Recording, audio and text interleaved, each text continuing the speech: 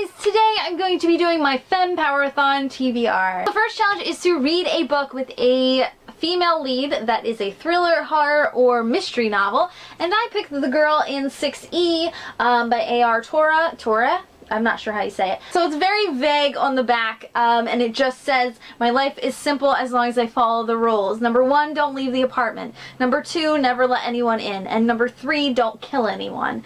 And it says, I've obeyed these rules for 3 years, but rules were made to be broken. So the next challenge is to read a fantasy book with a female lead. So are you ready for this, guys? So, this is like a steampunk novel set in the 1880s.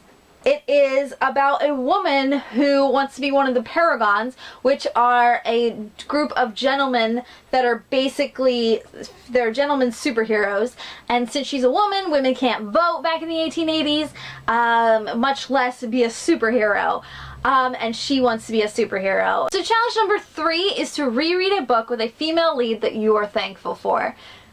Without a doubt, the second I saw this challenge, the instant I'm like, I'm rereading that book. Okay, got it. And that is a book by my favorite author of all time, and that is Anne Fraser, and that is Play Dead. So this is the first book I ever picked up by Anne Fraser, and she is one of my favorite authors of all time. I absolutely adore her as a person, and she's just great. She's brilliant. I love her.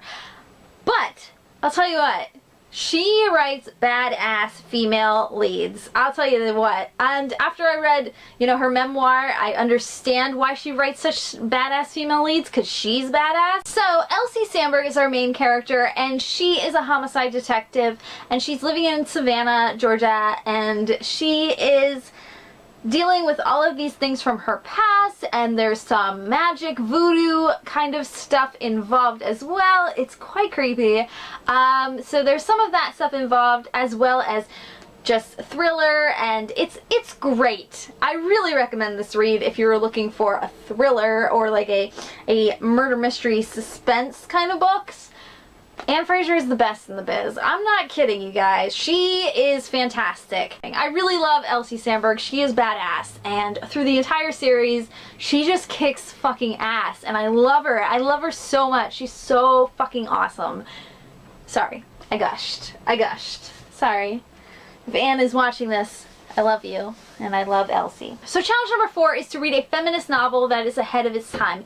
This book has been on my TBR for so long, and I want to start the TV show because it looks fucking phenomenal and great, and I've heard wonderful, wonderful things about it, and every time I see a freaking trailer for it, I hate myself for not reading the book because I know I won't watch it until I read the book. And that's The Handmaid's Tale by Margaret Atwood. I'm gonna pick this up. I meant to pick it up like months and months and months ago, and I just never got to it. I meant to pick it up before the series even came out, but I didn't, and I hate myself because I really want to watch the original series really bad. So challenge number 5 is to read poetry written by a woman. Now it's kind of cheating because it does have performance monologues in it and essays as well as poetry, but I'm counting it. And that is Shock Treatment by Karen Finley. This looks fan-fucking-tastic. I cannot wait to read this book. So the next 2 challenges, I was going to pick a book for each, and I have a couple books sitting over there to cover the challenges separately, just in case I'm not, I have time to read more.